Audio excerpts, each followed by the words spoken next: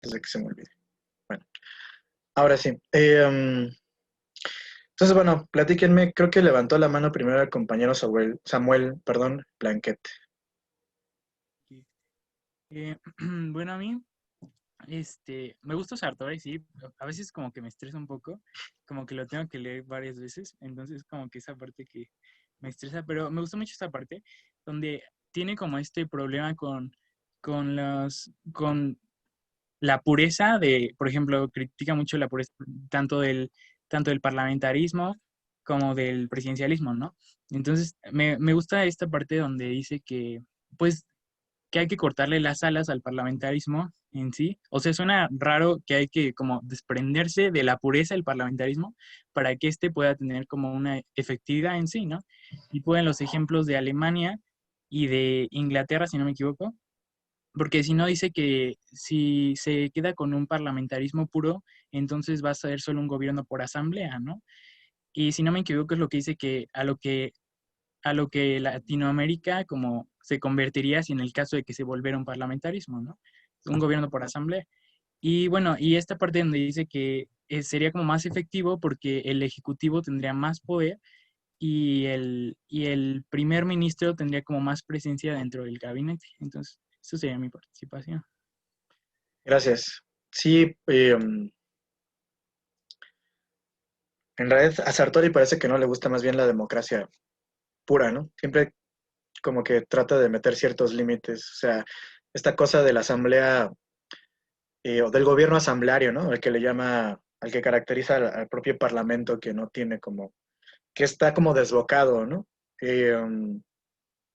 Pues es una crítica y dura, ¿no? Es una crítica incluso muy parecida a la que nosotros pudimos ver con los,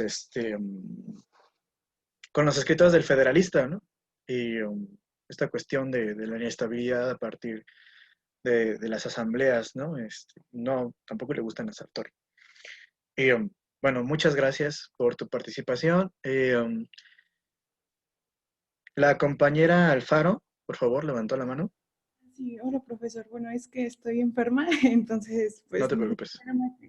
bueno, lo que yo entendí fue debido a que, por ejemplo, que el gobierno en el sistema que es presidencial no es designado mediante el voto parlamentario. También habla acerca de que, bueno, un sistema presidencial es, bueno, si es electo popularmente, además no puede ser despedido del cargo por una votación de un parlamento o congreso, y también encabeza o dirige de alguna forma el gobierno que designa. Habla también acerca de Estados Unidos, de que pues también tiene un sistema presidencial y que el parlamento no puede interferir en asuntos internos. Aparte, también habla sobre que todos los verdaderos sistemas constitucionales son sistemas de balances y contrapesos. O sea, no importa mediante que no exista la separación de poderes. También habla acerca de América Latina, que se encuentran pues la mayoría de los sistemas presidenciales y que bueno, que a veces no funciona debido a pues a las desigualdades y otros factores, y que de hecho, bueno, lo que recuerdo también es de que sería factible que eliminaran el sistema presidencial e implementaran el sistema parlamentario. Bueno, esa sería mi participación. Gracias. Sí, Sartori es una especie como de...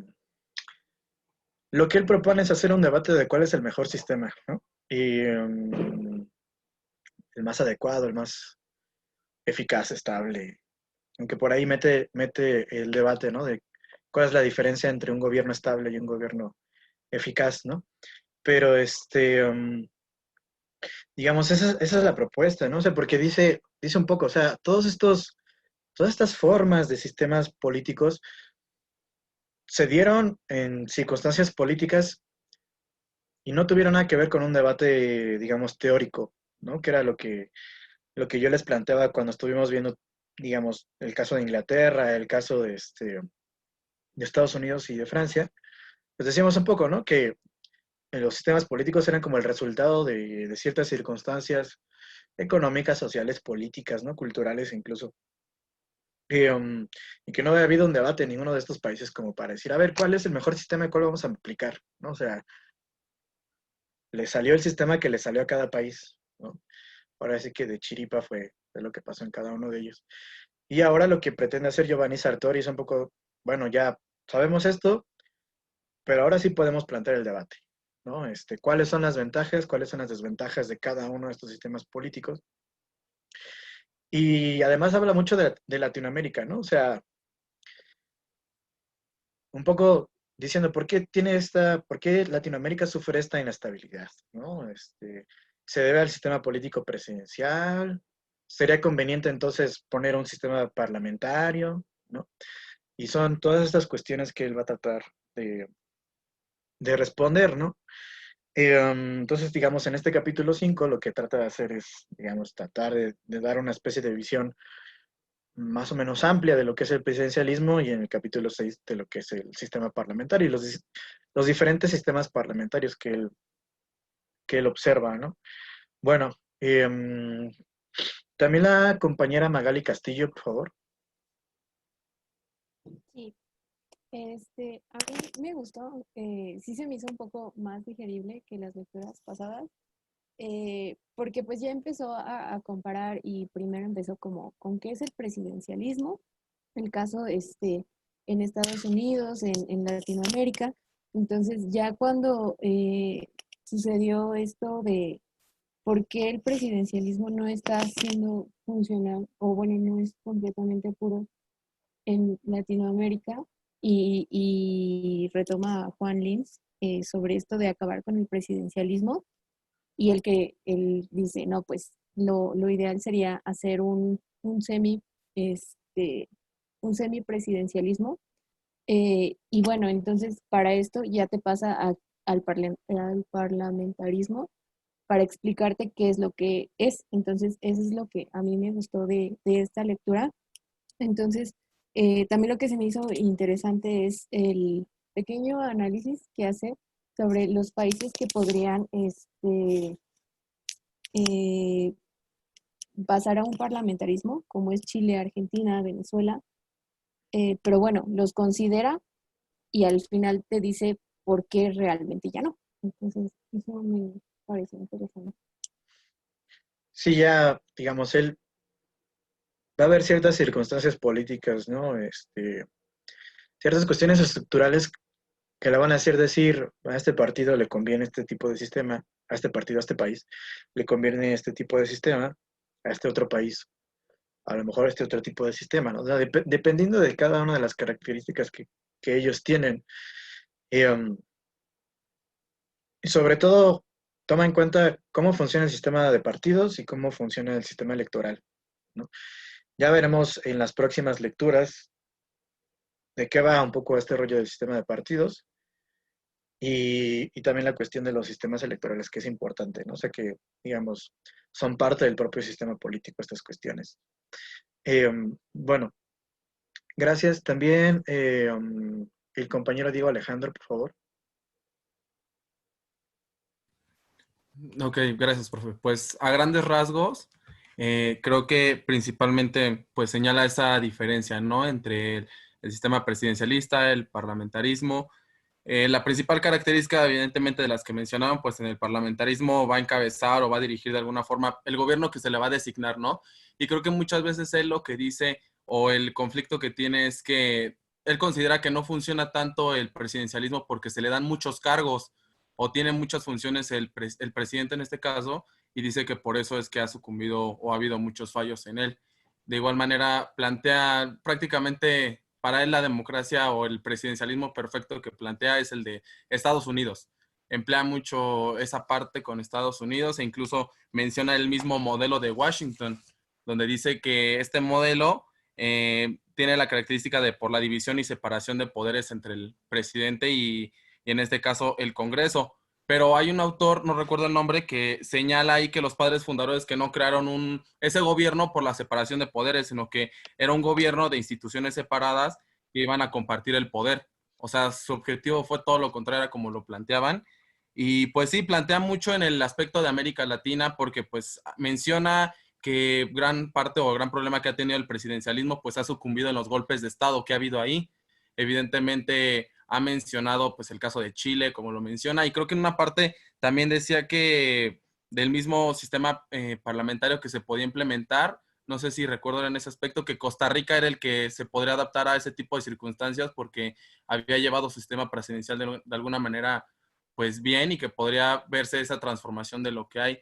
Y pues bien a colación salió este tema, ¿no? Ahora con, en este caso, el sistema presidencial y con las elecciones que está pasando ahorita en Estados Unidos, todo el desastre que está por surgir, que digo, a mi parecer, como van las cosas, creo que aquí no es el que gane el mejor, sino el menos peor, la verdad, de lo que ha hecho. Porque al final de cuentas, pues las decisiones nos van a afectar a los dos, digo, y si gana Biden, pues creo que no va a haber una muy buena relación con México, o tal vez va a querer Biden casi casi que AMLO le pida perdón porque pues ha estado muy, muy allegado a él. Y retomando un poco ese tema, pues creo que sin importar la situación que pase en Estados Unidos, en la democracia perfecta que como hemos visto en ocasiones no se ha planteado de ese modo, pues esperemos que haya los mejores resultados y que no afecte tanto a México. Gracias. Sí, es una cuestión, pues hoy son las elecciones, hoy ya se supone que está la gente votando, aunque es muy posible que no se sepa hoy los resultados, ¿no? Porque hay un desmadre en cuanto a esta votación que se ha hecho a través de correo, ¿no? Entonces, cada uno de los estados tiene sus propias reglas con respecto a cómo se deben contar estos votos que llegan por correo y cuándo. Además, entonces, como no son las mismas reglas para todos los estados, pues esto va a provocar un problema de logística, ¿no? Y igual puede llegar a tardar mucho, hasta unos dicen que hasta un mes, hasta dentro de un mes es posible que sepamos cuáles son los resultados, ¿no? Pero sí está muy duro en el sentido de que parece que, como ya hemos dicho antes, ¿no? Que parece que el sistema político estadounidense, el sistema presidencial estadounidense, no está funcionando como había funcionado relativamente estable durante los últimos 200 años, ¿no? Trump sí llega a dar una especie, digamos, de golpe institucional y ahora muchos dicen que hasta esto puede terminar en una guerra civil y no sé qué. Yo no creo que esto se vaya a convertir en una guerra civil, pero pero sí puede haber violencia, eso sí. Pero no al grado de ser una guerra civil, ¿no? O sea, a lo mejor por aquí debe haber, por aquí o por allá podrá haber alguna situación de violencia en algunos estados y en lugares muy focalizados, ¿no? Pero no creo que pase de ahí, o sea, porque una guerra civil sí implica una separación total entre dos bandos, digamos, nacionales muy bien divididos, incluso entre la misma población, ¿no? Y eso no lo veo, no lo veo tan claro. Pero, no sé, bueno, están estos grupos que apoyan a Trump. Bueno, hay un grupo que es casi, bueno, de hecho creo que es neonazi, un rollo así. Ahora no recuerdo el nombre que tienen. Tiene un nombre especial, específico. Pero pues, tienen armas, ¿no? Esos güeyes andan armados, igual que los antifascistas, los antifa que critican mucho a Trump. Muchos de ellos también andan armados, ¿no? Entonces, a lo mejor puede haber trifulcas entre ellos. De hecho, los Walmart, porque bueno, en Estados Unidos, tú puedes ir a un Walmart y comprarte un arma, ¿no? Compras la despensa y además te compras una pistola por ahí de paso, ¿no?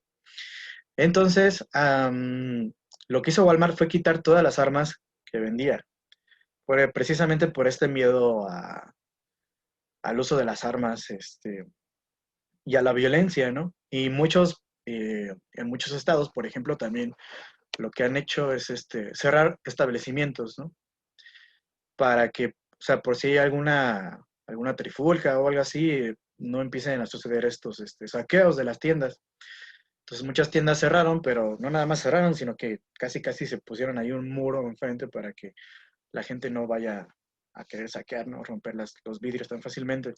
Entonces sí es una cosa eh, complicada y todo el mundo está pendiente porque pues es el país que a pesar de China sigue siendo el país más poderoso, digamos, el que tiene la hegemonía, ¿no? Aunque China está muy cerca de arrebatárselo, pero pero creo que Estados Unidos sigue ejerciendo un poder muy importante, ¿no? Entonces, bueno, esperemos que no pase mayor la violencia. Sabemos que no va a ganar, como ya dijo bien el compañero, se trata de elegir entre el menos peor. Incluso había un meme, ¿no? Que decía, ahora los gringos ya saben lo que sentimos los latinoamericanos de tener que estar eligiendo al menos peor siempre, ¿no? Entonces, parece mucho que sí es así, ¿no? Los demócratas se equivocaron de candidato otra vez y pues Donald Trump, pues por las cuestiones que sabemos. Y hay unos estados y, que son muy importantes, ¿no? No sé si ustedes ya lo checaron, pero ahorita está en el caso de los swing states, o sea, estos estados que están como en la balanza de que no se sabe hacia dónde van a tirar. Incluso Vic está Texas, una cosa que me sorprendió mucho, porque Texas siempre había sido un estado republicano. O sea, ahora que esté dentro de los swing states, pues es una cosa increíble, ¿no? Quizá por el número de latinos que hay ahí, puede ser alguna, alguna de las causas, pero bueno, está el caso de Texas, también estaba Wisconsin, creo que estaba Ohio, también Pensilvania, Michigan es central, o sea, hay que estar al pendiente de Michigan porque Michigan fue uno de los estados que le dio la victoria a Trump en 2016 y nada más porque sacó 10,000 votos más que el Partido Demócrata. O sea, por 10,000 votos más ganó todos los votos electorales del estado. Entonces, puede suceder lo mismo, ¿no? Y casi siempre, si a ustedes han estado siguiendo un poco las campañas, casi siempre los candidatos terminan o cierran sus campañas en estos estados, ¿no? Para tratar de, digamos, de ir ganando ese voto, que todavía está como en duda, ¿no? Porque hay mucha gente que es un problema con las encuestas, ¿no? Hay mucha gente que no sabe por quién va a votar hasta el mero día. Hasta el mero día se decide. Entonces, ese tipo de personas quedan fuera de las encuestas, no se cuentan en las encuestas, o se cuentan como no sé todavía, ¿no? Y claro que tiene una importancia vital, ¿no? Y eso es, casi siempre sucede eso, o sea, casi siempre la mayoría de la gente, mucha gente, se decide el mero día por quién va a votar. Entonces, eso pone ciertos límites al análisis de las encuestas, ¿no? O sea, ahorita están diciendo que Biden va muy por arriba, que va superando a Trump, ¿no? Pero bueno, uno, después de ver lo del Brexit, después de ver lo del referéndum en Colombia sobre la paz o no la paz, después de ver que ganó Donald Trump en 2016 y un montón de descalabros que han visto durante los últimos años las encuestas de que no han podido,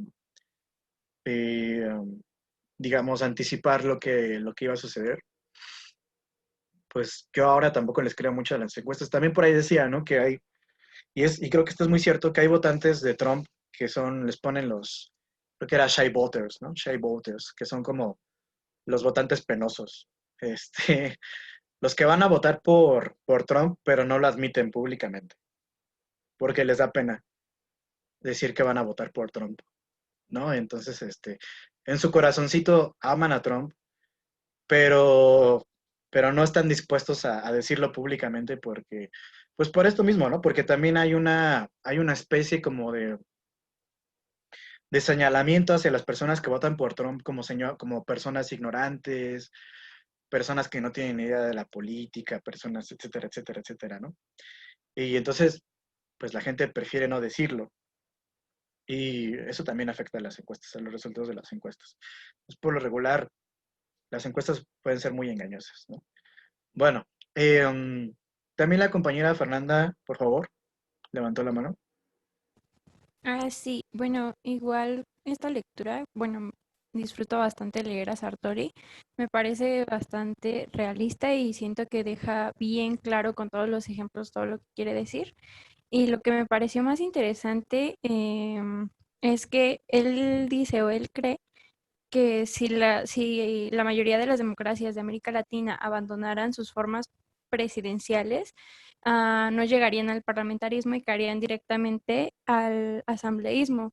Y a mí me parece bastante lógico por las características que tiene el esquema asambleísta, como que las coaliciones muy pocas veces solucionan sus acuerdos y pues nunca tienen la seguridad de contar con ese apoyo legislativo.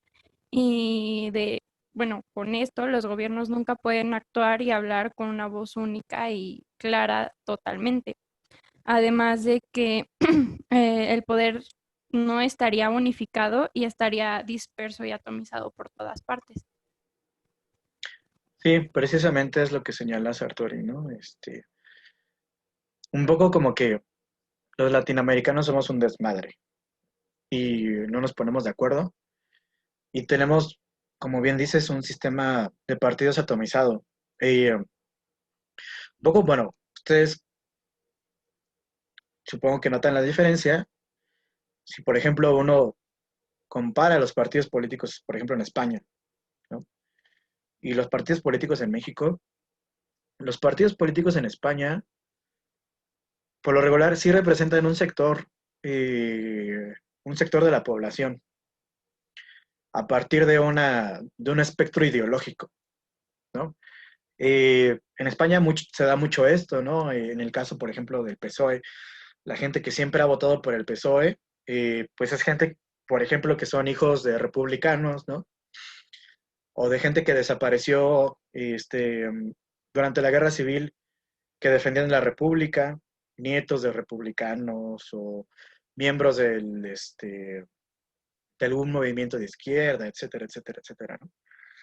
Y, uh, y el Partido Popular sí está, o sea, si uno se mete un poco a ver quiénes son los que votan por el Partido Popular, pues es la gente, por ejemplo, del campo, gente más conservadora. Es un fenómeno que se ve casi en todos los países, ¿no? O sea, casi siempre la gente que vive en el campo es la gente que vota más por partidos conservadores y por cuestiones mucho más conservadoras. En Estados Unidos, si ustedes lo ven,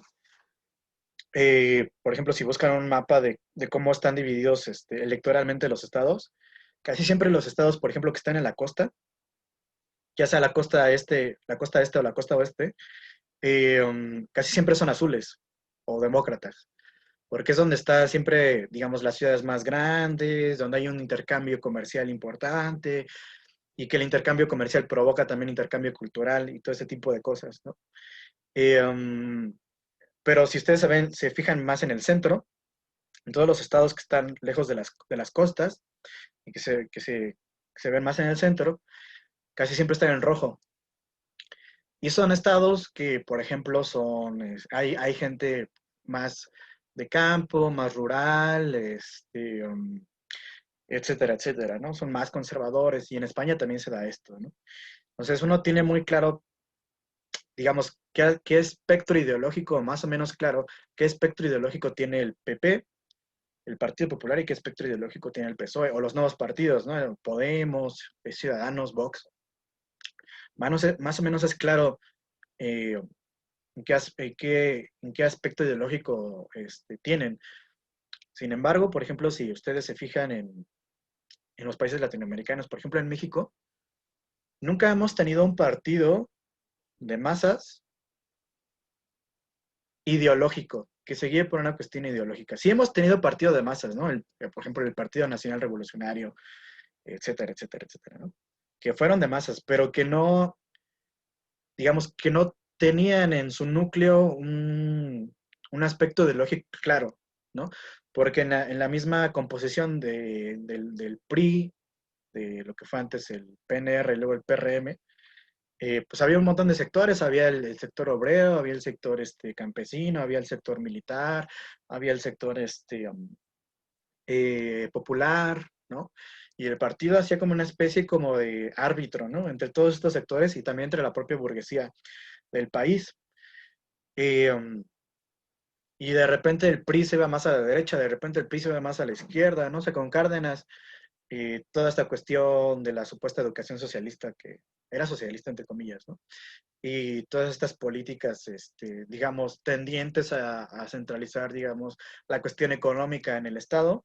Y luego llega un Ávila Camacho mucho más de derecha, que empieza a acabar con ciertas cuestiones de las políticas de Lázaro Cárdenas. Luego llega un Miguel o Miguel Alemán todavía mucho más conservador, ¿no? Más de hacer negocios. Entonces, sí tuvimos un partido de masas, pero no era un partido que en cierto sentido se dejara guiar por un núcleo específico ideológico. Y en este sentido, dependía más bien de su propia fuerza política que de su propio llamamiento ideológico. Y, y era capaz de aglutinar a un montón de gente diferente, de diferentes sectores. En partidos que son más tendientes a tener una marca específica ideológica, es mucho más difícil eh, agregar a muchos sectores diferentes, ¿no? Y entonces en este sentido, digamos, el partido, más bien el sistema de partidos, está muy claro cuál es su división ideológica y además tiene una disciplina muy férrea, ¿no? Y aquí en México es un desmadre, o sea, si te conviene estás en el PRD, si no te conviene te pasas al PRI, si no te conviene te vas al PAN, y si ya no te conviene te vas a Morena, ¿no? Incluso la gente, o sea, que les va a repartir, a las que le van a repartir, por ejemplo, las famosas despensas, a la gente le vale madres quién sea el partido que le da las despensas. O sea, la gente sale a recibir la despensa porque, pues es una despensita, ¿no? Y a mí me va a servir de algo. Si me lo da el PAN, si me lo da el PRI, si me lo da el PRD, si me lo da quien sea, a mí me vale. Entonces no hay un aspecto ideológico que guíe, por ejemplo, el voto del mexicano, ¿no? Como sí se da en otro tipo de países. Bueno, la compañera Sigüenmo, por favor.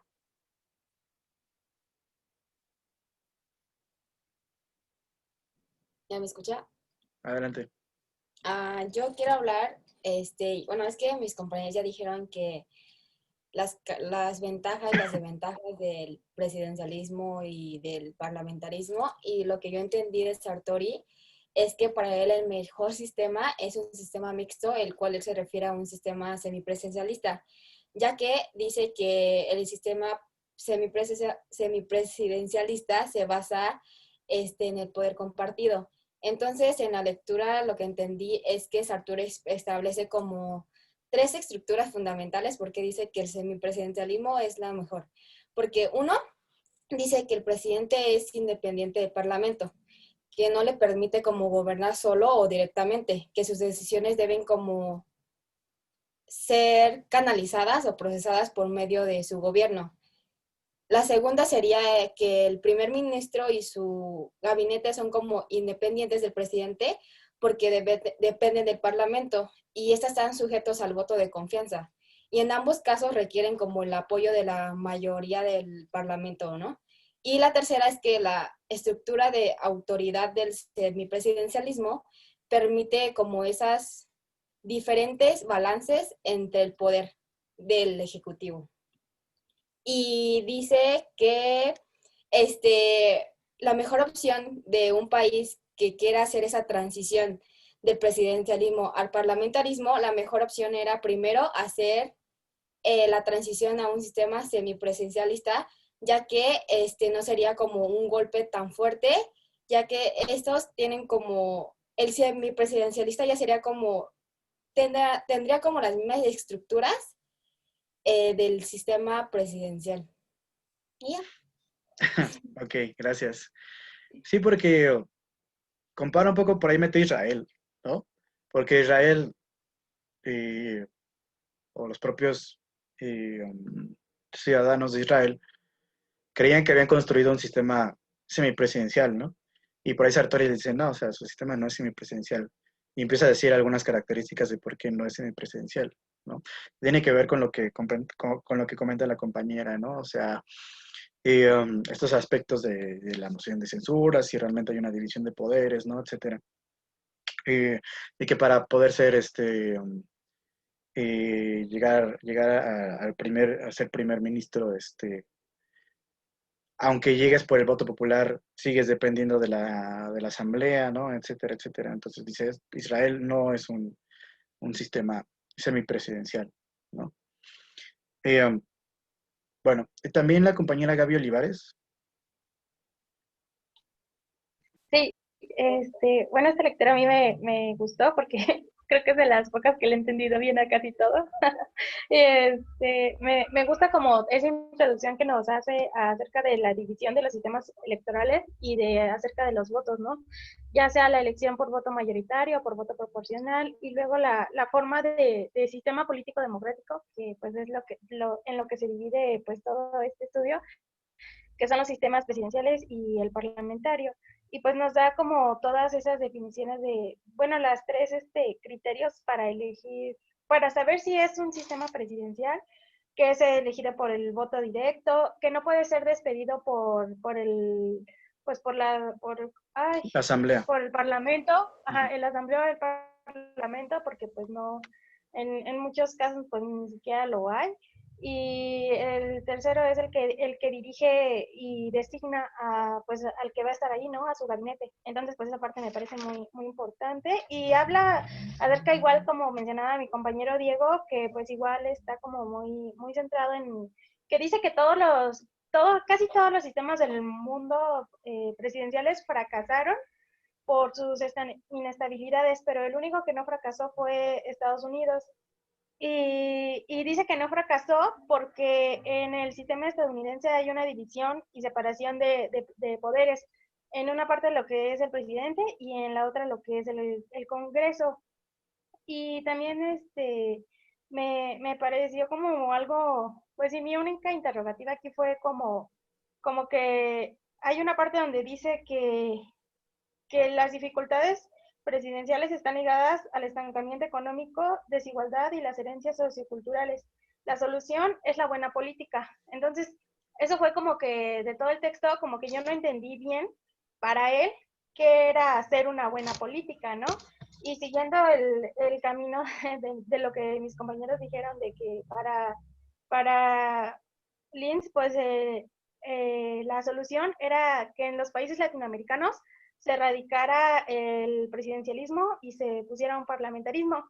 Pero la crítica que hace Sartori al autor es que, pues sí, ¿no? O sea, ponemos un sistema parlamentario, pero ¿eso en qué te va a ti a solucionar los problemas de flexibilidad? Porque decía que un sistema presidencial era muy rígido. Entonces, ¿cómo haces tú que un sistema que ya era presidencial se vuelva más flexible si es parlamentario? Y también otra crítica que hace y que la menciona en toda la lectura es que el fallo esencial del sistema político en América es que los partidos políticos no están organizados, o sea, no son fuertes y tampoco son disciplinados.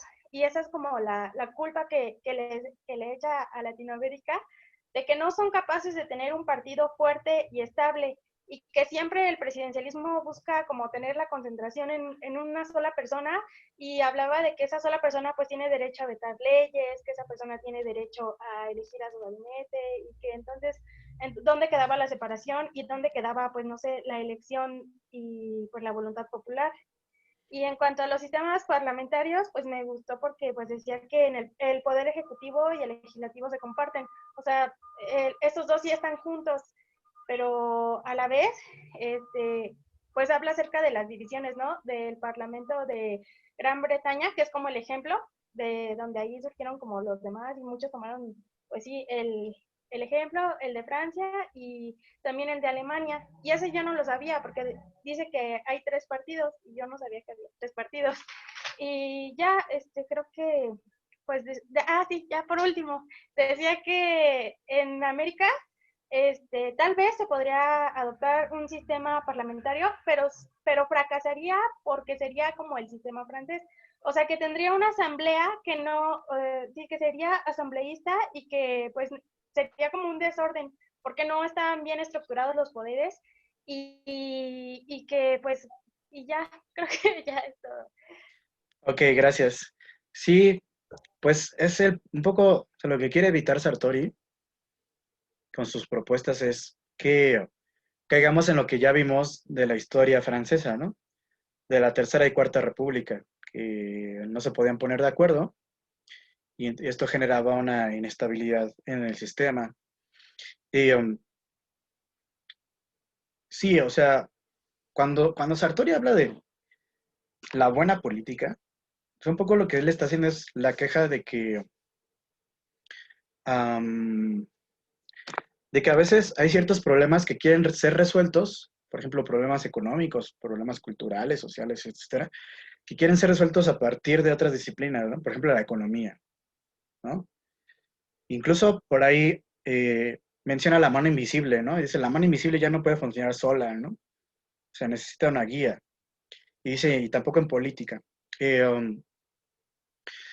Entonces, esta sí es como una especie, bueno, es una crítica a la propia idea del liberalismo o del neoliberalismo. Y para él, digamos, hacer buena política implica hacer los ajustes necesarios para que el sistema político funcione y para que pueda tener la estabilidad necesaria. O sea, que digamos que a partir de la política se pueden resolver problemas económicos, problemas sociales, etcétera, etcétera, etcétera, etcétera, ¿no? Que esa es la tarea de la política, en realidad. Y, pues por eso él aboga por esta idea de la buena política, digamos, por ahí va este sentido. Y, y creo que en este sentido tiene razón, ¿no? Sartori, aunque él es demasiado estructuralista, demasiado cuadrado en ciertas cuestiones, y creo que la política sí tiene mucho que decir con respecto a cómo generar estabilidad, ¿no? Por ahí hay una definición de política que dice que la política es la gestión del conflicto, ¿no? O sea, no se puede acabar con el conflicto. Yo soy de esos creyentes. Por ejemplo, hay quienes dicen que sí, que los liberales, ¿no? Que sí, que todos podemos ser hermanos y vivir juntos y felices. Yo pienso que el conflicto siempre es una cosa latente en lo político y que no hay forma de huir del conflicto. En ese sentido, la política sería una forma de gestionar este conflicto, de que no se salga de causa, de que no nos lleve como una especie de destrucción del otro, ¿no? Creo que eso es por lo que aboga Sartori. Eh, bueno, también el compañero Fernando levantó la mano, por favor. Perdón, tengo problemas de conexión, entonces espero que me escuchen bien. ¿Sí me Te escuchan bien? escuchamos, sí. Gracias. Rápido, solamente, usted que ahorita mencionó sobre Israel, quise hablar porque investigué y la verdad quería compartirlo. Me llamó mucho la atención. El autor menciona que Israel era el único país donde había una elección directa de primer ministro. Y entonces lo busqué y resulta que en 2001 lo abolieron porque pensaron que se fragmentaba muchísimo el poder y justamente me impresionó más porque no sé si esto ha sucedido en otro país, pero en Israel acaban de adoptar que el ministro, pero esta vez va a compartirlo con su contrincante Benny Gantz, pero ya lo, o sea, el gobierno ya lo aceptó y se van a dividir el tiempo. Entonces, es algo que yo no pude entender porque son electos los dos, pero se van a dividir el tiempo. Creo que no ha pasado así en algún otro país que yo sepa, pero eso me pareció importante. Gracias. Yo no lo había escuchado, la verdad. Pero suena interesante si después nos quieres pasar la fuente para que la chequemos, también estaría chido. Y ver estas cuestiones, ¿no? Que nos compartes. Sí suena interesante. Suena civilizado, entre comillas. Y, no sé, ahorita me quedé pensando en un poco de esta queja de Sartori, ¿no? De la fragmentación de los partidos y todo esto en Latinoamérica. Me quedé pensando en esta idea del Pacto por México, ¿no? Y, que hasta cierto punto parece que los partidos sí se pueden poner de acuerdo, ¿no? Cuando hay que repartirse la torta entre ellos, pues sí se ponen de acuerdo, ¿no? Sí, a ver, a huevo, ¿cuánto te va a tocar a ti? ¿Cuánto me voy a llevar yo? ¿Tú cuánto te vas a llevar? ¿No? Y, y ahí no hay ningún problema ideológico ni nada, ¿no? O sea, PRD, PAN, PRI le entraron ahí sin problema, ¿no? Bueno, también la compañera Joana, por favor. Sí, bueno, yo nada más quería decir rápidamente cuando Sartori habla acerca de la duración, como ya había comentado usted, este, que dice que la estabilidad del gobierno depende de la duración, ¿no?, que tenga. Pero yo pienso que no podemos generalizar, ¿no?, de alguna manera, porque, por ejemplo, aquí en México, pues tuvimos un gobierno hegemónico, ¿no?, de Porfirio Díaz, que gobernó muchos años. Si bien hubo cosas buenas en cuestiones económicas, sabemos que en las cuestiones sociales fue algo pésimo, ¿no? Pero yo me puse a pensar cómo en el caso, por ejemplo, de Rusia no aplica, porque, por ejemplo, Vladimir Putin lleva muchos años gobernando, ha perdurado en el poder y es para muchos, creo que es un presidente pues ejemplar, ¿no? Un super presidente y un ejemplo. Entonces, pues nada más es eso, o sea, me hizo reflexionar que yo siento que es dependiendo del caso y que no podemos generalizar que una duración no puede decir si es bueno o es malo, es según el país y pues su forma de gobierno. Gracias. Sí, de hecho, él hace la diferencia, ¿no? Entre estabilidad y eficacia, ¿no? O sea, no es lo mismo ser estable, puede ser un dictador muy estable, ¿no? Como bien mencionas, pero eso no te hace eficaz ni te hace ser bueno, ¿no? Por eso es esta diferencia entre lo que es la eficacia y la estabilidad, ¿no? Y por ahí incluso hasta se pone sarcástico, ¿no? El señor eterno ha durado no sé cuánto tiempo en tal puesto y el señor eterno ha estado en no sé dónde y en este partido y acá y esa es la queja de Sartori, ¿no? O sea, sí, puedes ser estable, puedes durar un chingo de años, pero eso no te hace un buen gobierno, ¿no? Eh, el compañero Efraín Hidalgo también, por favor. Sí, gracias. Bueno, a mí lo que más me interesó de la lectura es la justificación que le da a Estados Unidos como el único sistema presidencial que ha funcionado. Y es que menciona que la razón principalmente es que realmente existe esta separación de poderes, ¿no? Que después obviamente criticará, pero primero menciona que lo tienen como bien establecido, bien delimitado, y era lo relacionado con las lecturas que habíamos leído anteriormente sobre cómo se fundó este sistema semipresidencial. También dice que a lo largo de su historia, algo que ayudó a Estados Unidos es que el presidente tuviera la mayoría en el Congreso. Entonces eso le ayudaba a que existiera esta pues unión entre dos poderes. Pero también menciona que en los últimos años, bueno, en la lectura, que se ha demostrado que pues sí puede existir esta separación, ¿no? Que el presidente sea de un partido diferente y no tenga la mayoría en el Congreso. Y dice que la única manera en que puede como seguir funcionando, o sea, siendo eficaz el sistema estadounidense es que existan ya principios ideológicos, ya no existan bien delimitados los principios ideológicos o que los partidos sean débiles y también se vuelvan indisciplinados, ¿no? Y que la política se centre ahora más como en los locales en vez de generales, federales.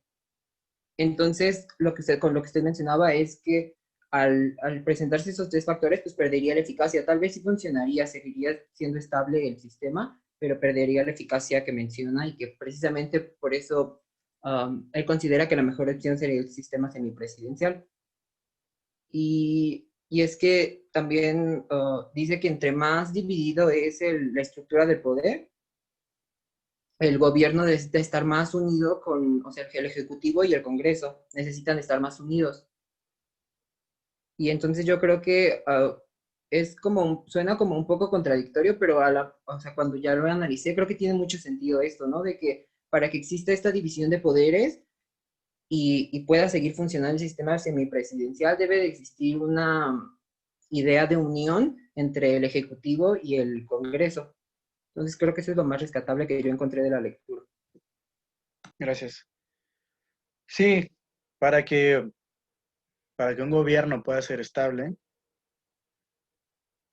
y eficaz, tendría que, como bien dices tú, o sea, tendría que haber una especie de, digamos, de conexión entre lo que es el propio Congreso y el presidente, en el sentido de que el partido del presidente sea también quien tenga la mayoría en el Congreso, ¿no? Eso lo hemos visto mucho aquí en México, ¿no?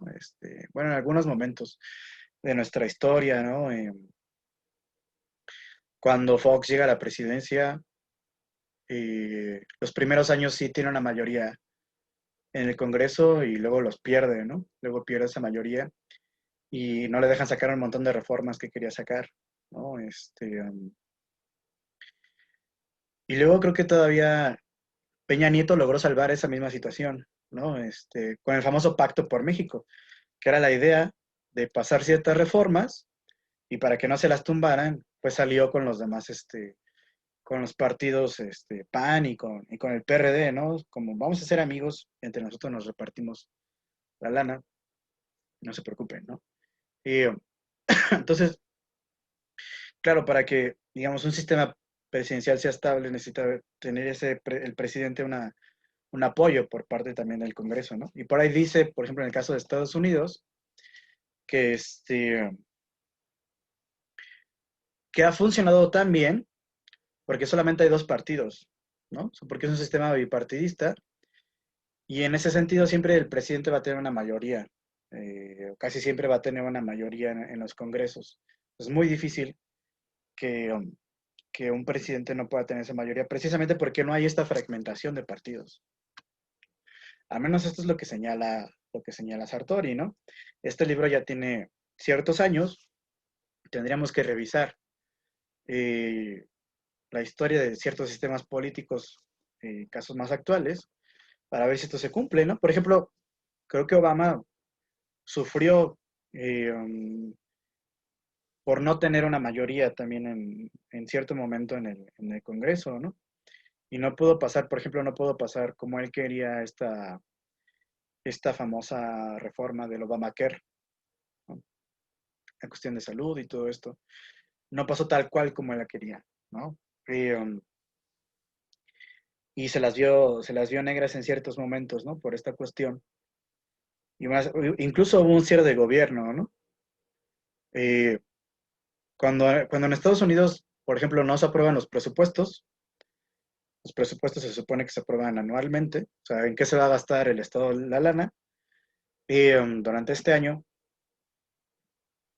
cuando no hay un consenso con los presupuestos, el gobierno se para, todo cierra, o sea, ya las ventanillas dejan de funcionar, solo siguen funcionando aquellas instituciones que son muy, muy indispensables, ¿no?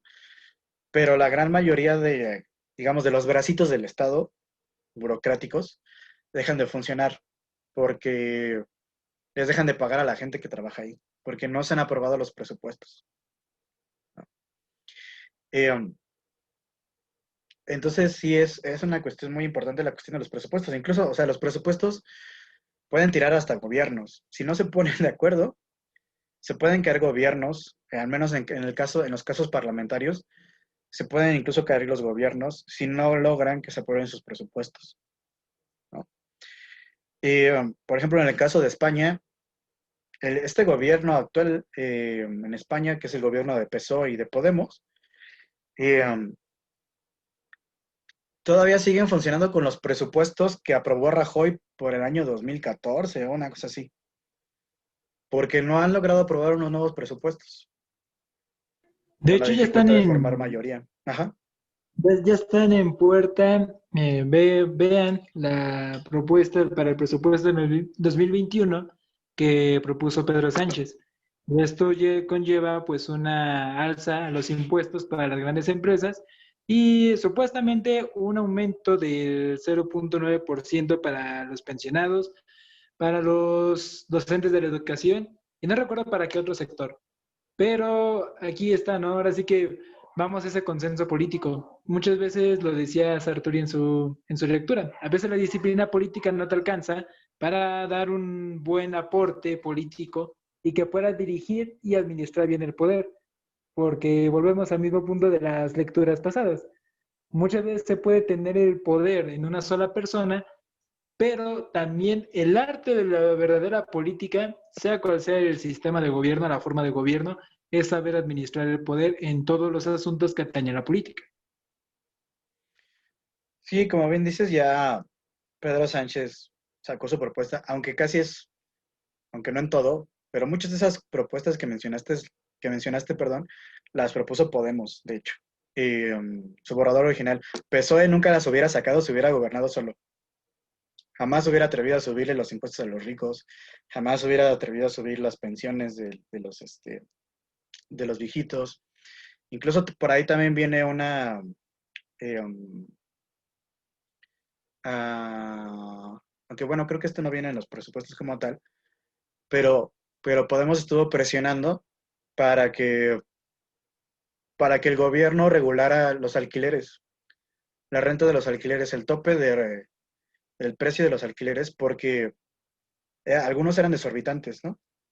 Lo que sucede mucho en España es que hay muchas casas vacías que no se habitan, pero que los dueños de esas casas son los bancos o ciertos intereses financieros. Entonces, especulan con esas casas, con estos inmuebles, para que aumenten de precio para venderlos más caros, ¿no? O empiezan a aumentar digamos, el pago de la renta mensual para que la gente se salga, ya no pueda pagarlo, y entonces venderlo, ¿no?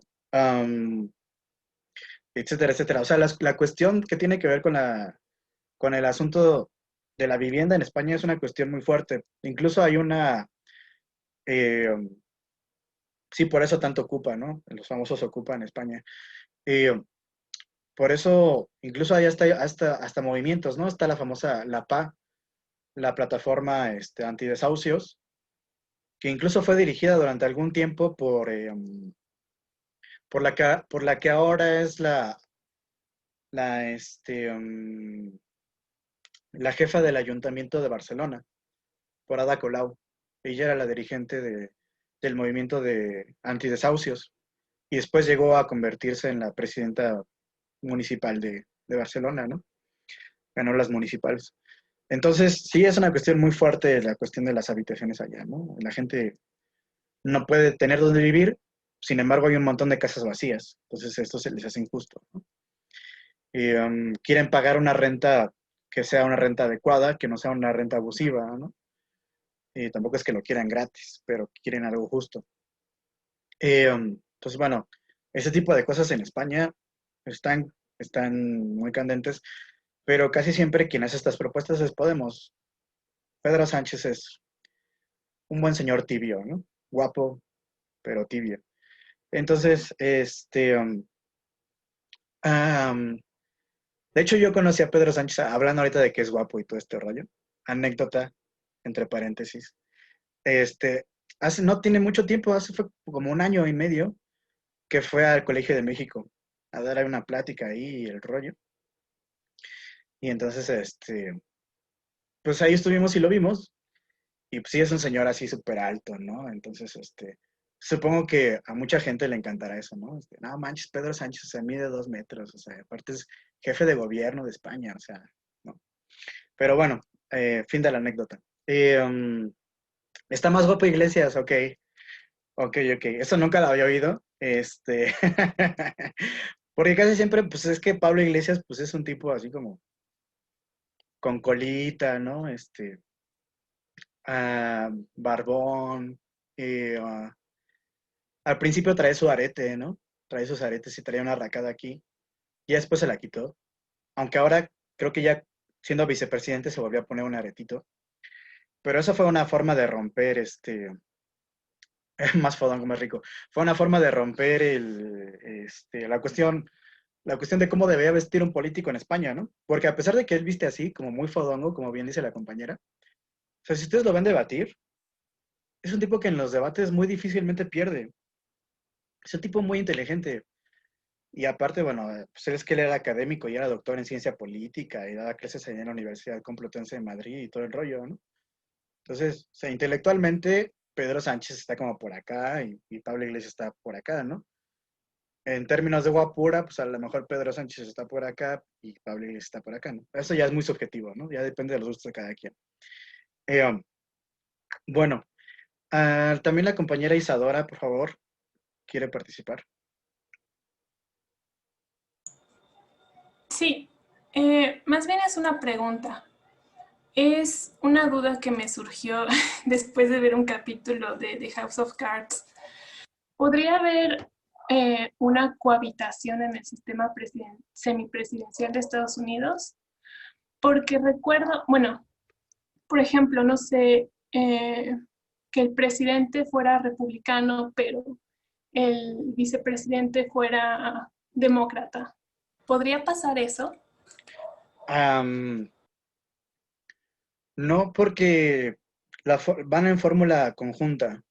Tanto el vicepresidente como el presidente van en fórmula conjunta. Al principio sí pasaba. Durante los primeros años del sistema político estadounidense sí podía haber esta cuestión que, por ejemplo, que el presidente fuera de un partido y el vicepresidente de otro.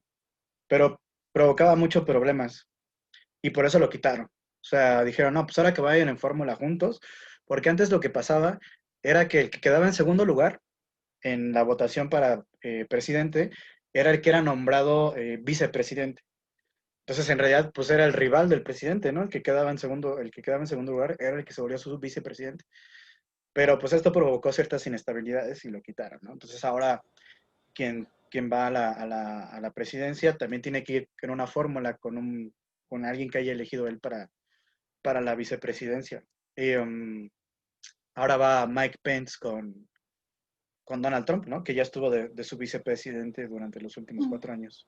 Sí, porque se me hizo extraño.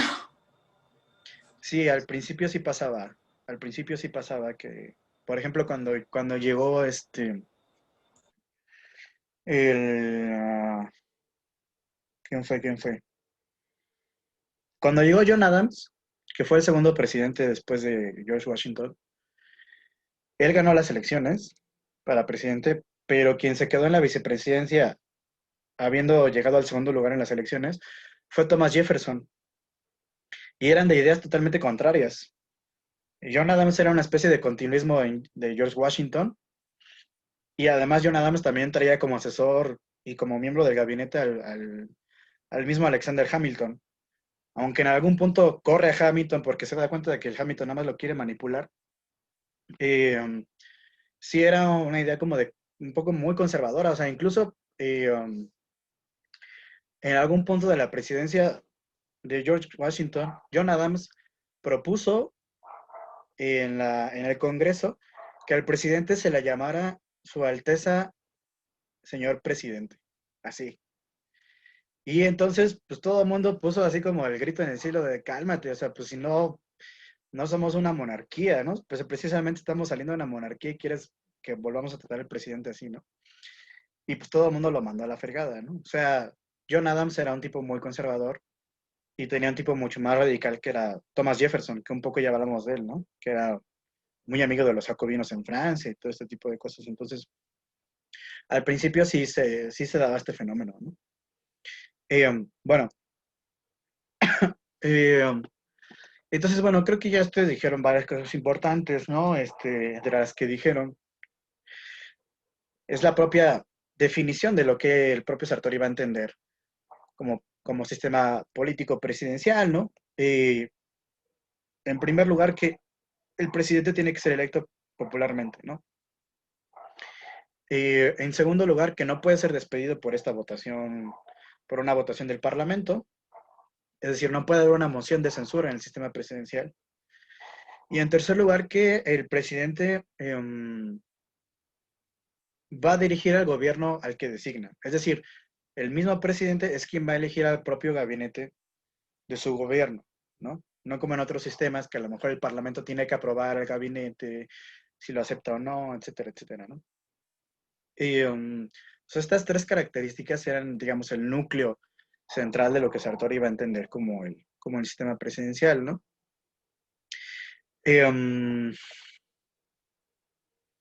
Y obviamente que va a tratar el asunto del prototipo estadounidense porque es el original, ¿no?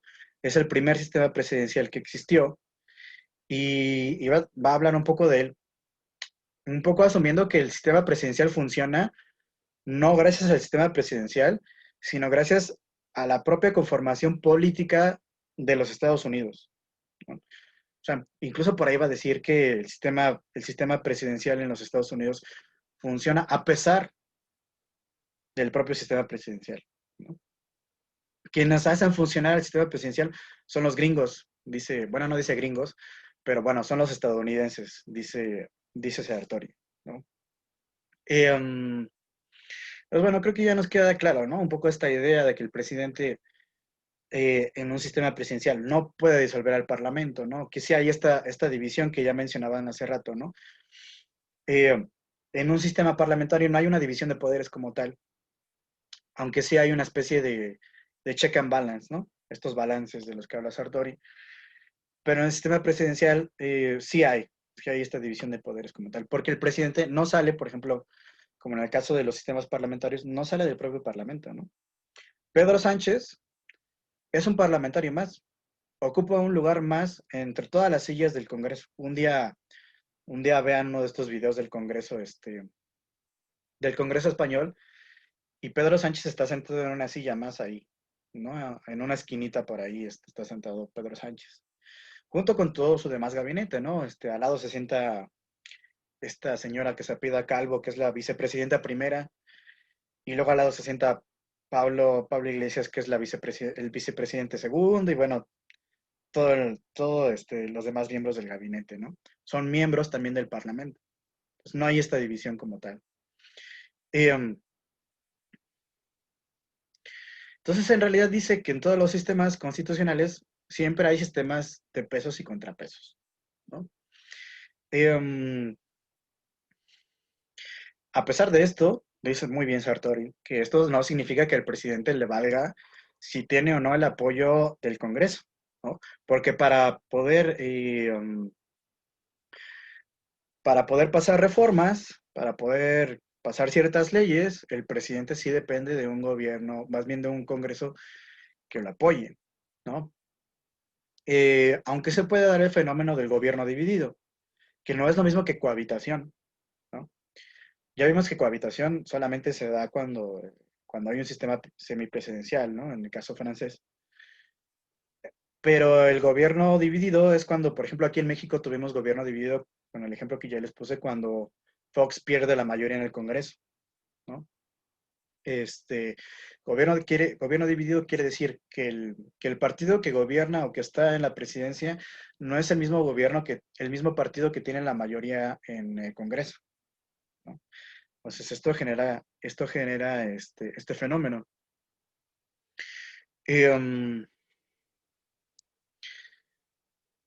Y iba a decir, ¿no? O sea, es que hay un supuesto básico de que los sistemas presidenciales conducen a un gobierno fuerte, ¿no? Y que es mucho más efectivo el sistema presidencial a comparación con los sistemas parlamentarios, ¿no? Y lo que va a decir, esto no tiene fundamento, tiene muy poco fundamento, ¿no?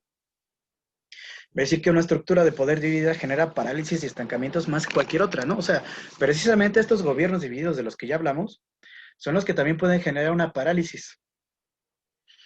Entonces, en este sentido, pues hay una debilidad propia del sistema presidencial. El sistema presidencial depende de su estabilidad y de que no entre en una parálisis, de que no haya gobiernos divididos.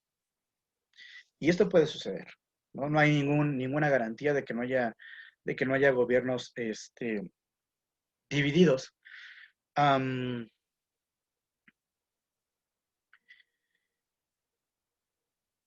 Y digamos, además, el hecho de que no haya gobiernos divididos muy frecuentemente en los Estados Unidos tiene que ver más bien por sus prácticas sociales, pero no por el propio sistema presidencial.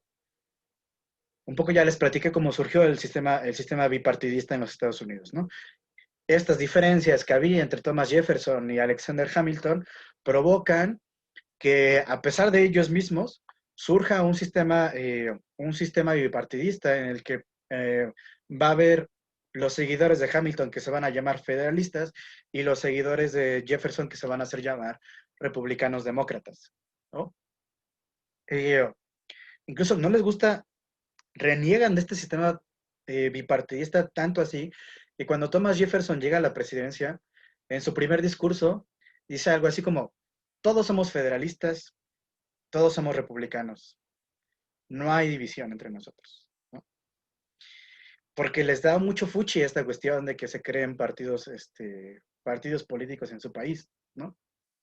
Sin embargo, se crean y llegan a constituir una especie de balance en el propio sistema presidencial que les va a dar una estabilidad, ¿no?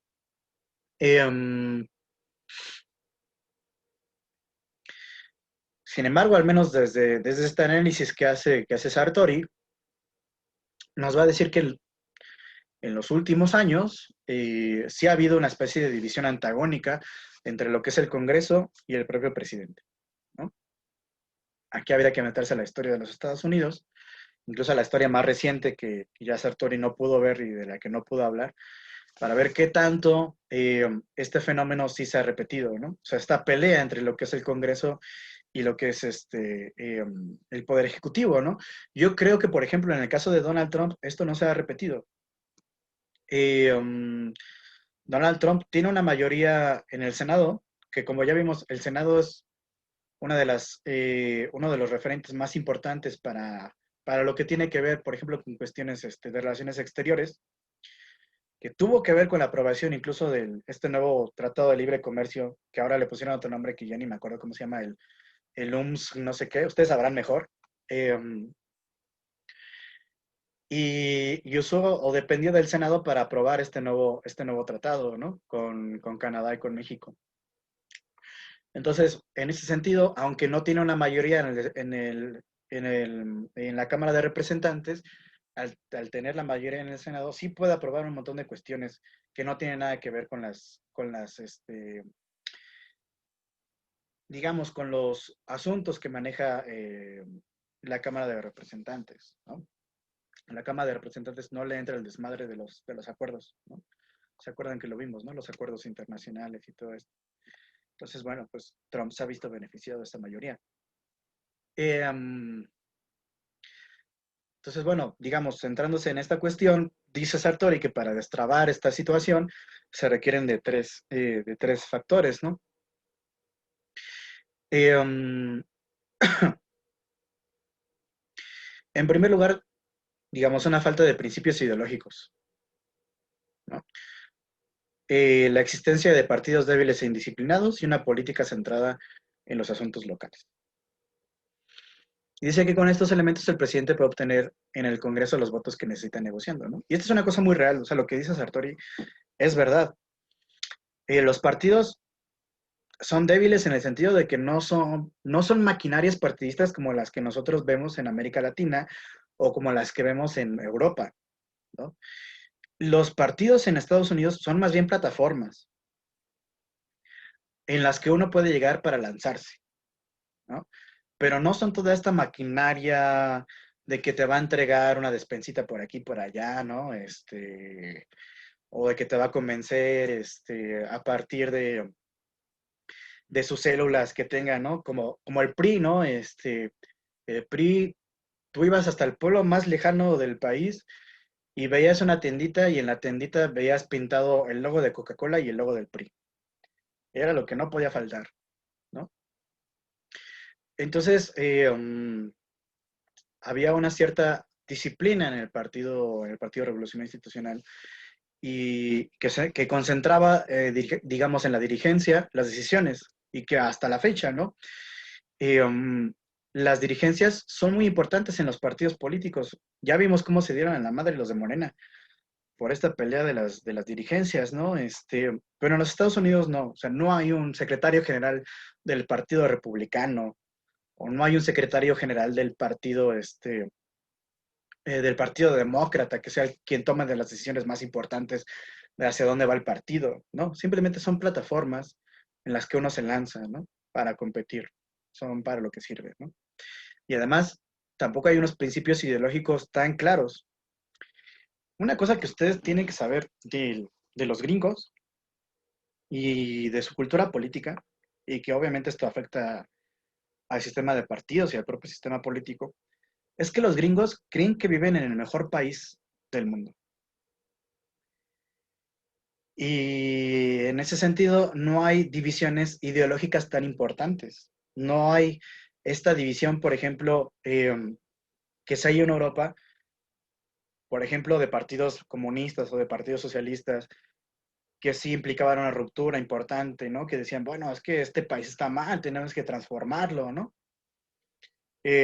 O del partido, o de partidos mucho más conservadores, incluso de ala medio más fascistoide, ¿no? El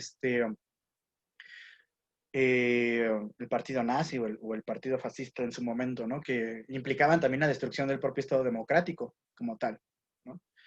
Los gringos tienen la idea de que viven en el mejor país del mundo y que por tanto no hay que discutir tantas cuestiones ideológicas y comunismos y fascismos y no sé qué, esto y aquello. No, ellos están muy felices con su sistema.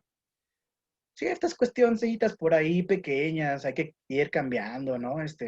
Pero pues somos los más chingones del mundo, o sea, no tenemos necesidad de cambiar nada. Y por eso tienen una debilidad eh, en cuanto a los principios ideológicos. ¿No? No hay esa división tan tajante como la hay en otros lugares del mundo, ¿no? Entonces no importa, no hay, por ejemplo, en cuestiones de relaciones exteriores, casi siempre el Partido Republicano y el Partido Demócrata opinan lo mismo, casi siempre. O tienen los mismos principios básicos. Y aquí no se pelean. Si se pelean es en cuestiones internas, de que si los impuestos, de que si vamos a pagar más por la salud, de que si... Pero en cuestiones externas, los Estados Unidos, los dos partidos de los Estados Unidos casi siempre están de acuerdo, ¿no? En invadir tal país o en no invadir tal país, o en que si necesitamos el petróleo de tal país, en eso están súper de acuerdo, ¿no? Entonces, bueno, esa es otra de las características que hace que funcione el presidencialismo en los Estados Unidos. Y que no provoque este gobierno dividido, ¿no? Y la otra cosa que también menciona Sartori es esta política centrada en los asuntos locales, ¿no? Yo tomé un seminario y fue chistoso porque fue un seminario que tomé yo solito. Esas casi fue clases particulares de sistema político estadounidense con un profesor del CISAN, del Sistema de Investigaciones sobre América del Norte, de la UNAM. Y pues él me dijo, pues como casi no hay alumnos, pues vente a mi despacho y ahí te doy la clase. Y pues era muy chido porque les digo, era casi una clase privada entre él y yo nada más y que discutíamos estas cuestiones, ¿no? Y una de las cosas que me platicaba, me acuerdo, es que él tenía un amigo no me acuerdo en qué estado, de los Estados Unidos. Y una cosa que le sucedió a este amigo fue que su mamá vivía en México, porque a pesar de que él ya era ciudadano estadounidense, su mamá vivía en México y quería, por su cumpleaños, que su mamá fuera a Estados Unidos a visitarlo, ¿no? Y entonces no lo dejaban por la cuestión de que su mamá, pues sí, era mexicana y no tenía ningún papel para ir a Estados Unidos, ¿no? Entonces lo que hizo fue escribirle a su congresista, ahora sí que a su congresista más cercano, bueno, al que lo representaba a él, y decirle y quejarse con él, ¿no? Oye, ¿sabes qué? Tengo este asunto, pues tengo mis derechos como ciudadano estadounidense, debería de poder traer a mi mamá a verme, ¿no?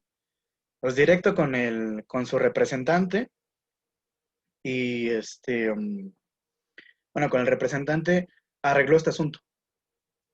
Y el representante le arregló sus papeles para que la mamá pudiera viajar y que lo fuera a ver en su cumpleaños. Así de cerca es la relación entre los representantes y la propia ciudadanía en los Estados Unidos. Y por eso lo local tiene mucho peso. Como ya lo vimos también con Alexis de Tocqueville, ¿no? Lo local tiene un aspecto muy importante en los Estados Unidos. Entonces, en este sentido, por ejemplo, el presidente puede negociar, a lo mejor no tiene la mayoría en el Congreso que necesita, porque su partido no es el mayoritario, pero puede negociar a nivel local con cada uno de estos representantes, ¿no? Como decir, bueno, a ver, ¿a ti qué te interesa en tu distrito, en el distrito que tú representas? O senador, a ti de tu estado, ¿qué es lo que quieres para negociar? ¿No? Que me apruebes a mí esta ley. Ah, bueno, pues a mí en mi estado, pues nos interesa que a lo mejor no sé, que aquí se apruebe tal ley, o que se apruebe aquí o que el Estado construya una presa en no sé qué lugar, ¿no? Etcétera, etcétera, etcétera, etcétera, etcétera, ¿no? Entonces ya el presidente puede negociar a nivel local, aunque no sean de su partido, puede negociar con senadores y con representantes para llegar a acuerdos. Porque los senadores y los representantes no dependen de una disciplina partidista, sino que dependen de cada uno de sus estados y de sus distritos. Y por eso tiene esa capacidad negociadora, ¿no? Aquí yo vería una cuestión, al menos, que creo que es una cosa aplaudible, que son que los representantes y los senadores sí representen a sus representantes y a su estado.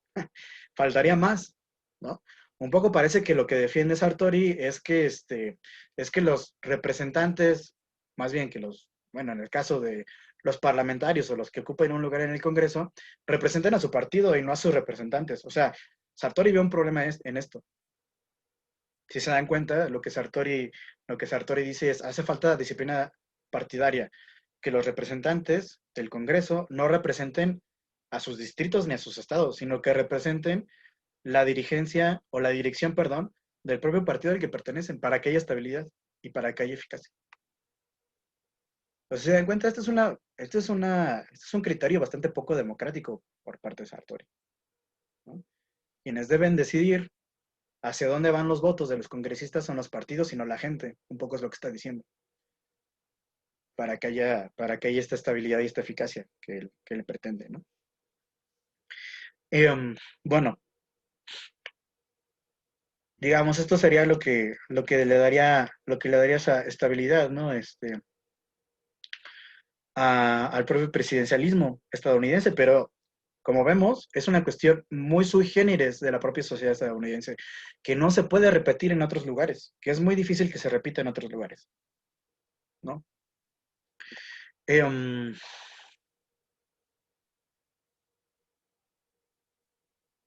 Y entonces, bueno, aquí es cuando suelta esta frase, ¿no? De que el sistema estadounidense funciona porque los estadounidenses están decididos en hacerlo funcionar, pero no porque el propio sistema presidencial sea estable por sí mismo, ¿no? Sino por estas otras características que ya hemos dicho. Y bueno, ya empieza a hablar un poco de... Bueno, antes creo que volvió a levantar la mano la compañera Isadora. ¿O ya no? Bueno. En este otro apartado donde empieza a hablar de la experiencia latinoamericana, un poco lo que él va a decir, bueno, los latinoamericanos también han aplicado un sistema presidencial y sin embargo no les ha funcionado. No ha habido esta estabilidad. Entonces, a lo mejor quiere decir esto que realmente la estabilidad no proviene del sistema, sino de otra cosa, de otras cuestiones, ¿no? Y bueno, entonces va a hablar, ¿no? Que la historia de estos países, de los países latinoamericanos que han sido gobernados por un presidente, dice él, varía de malo a desalentador, ¿no? Tal cual. Y entonces dice, esto nos va a llevar a preguntarnos si el problema político que viven estos países no es debido al propio presidencialismo, si el propio sistema está funcionando mal, ¿no? Y bueno, aquí es donde plantea toda esta cuestión de que hay que resolver todo a través de la política, etcétera, etcétera. Entonces, bueno, luego se pregunta, ¿qué es lo que está saliendo mal? ¿Qué es lo que está mal en el presidencialismo latinoamericano, ¿no? Y lo que va a decir es que se ha llegado a pensar históricamente en los países latinoamericanos que el presidencialismo está mal porque le da mucho poder al presidente, ¿no? Sartori va a decir, no, es lo contrario. Su presidencialismo no funciona porque el presidente no tiene las herramientas suficientes para ejercer su poder. Y de aquí viene toda esta cuestión de la fragmentación de los sistemas de partidos, etcétera, etcétera, ¿no? Entonces, Entonces dice, a pesar de que los propios, de que surge, digamos, esta pregunta, entonces, ¿por qué no reforzamos el poder de los presidentes, ¿no? Y dice, de hecho, se ha seguido ese camino, ¿no? Y aún así, digamos, lo que prevalece ahora en esta actualidad desde la que habla Sartori, es es la tendencia precisamente a recortar las alas de los propios presidentes, ¿no? Y, sobre todo por este miedo a los gobiernos dictatoriales. Por ejemplo, a lo mejor, quizá, hipotéticamente, Giovanni Sartori vería con buenos ojos lo que hace AMLO, ¿no? Que es centralizar otra vez el poder en la figura presidencial, ¿no? Pelearse con todas estas otras instancias, ¿no? Autónomas que había contra el INE, contra contra el INAI, todas estas instancias autónomas que había, pues con todas ellas se ha peleado el AMLO. Y falta poco, van a ver, si no me equivoco, falta poco para que se empiece a pelear con la UNAM. El otro día vi, ya ven que La Jornada publica en Facebook esta sección que se llama Rayuela, ¿no? Y el otro día, antier o algo así, vi que La Jornada publicó esto en Rayuela, ¿no? Dice, a todo esto, en medio de este sufrimiento y no sé qué, bla, bla, bla, ¿dónde está la UNAM? Y me dije, órale. O sea que esa es la próxima instancia autónoma que se atacará, ¿o qué pedo?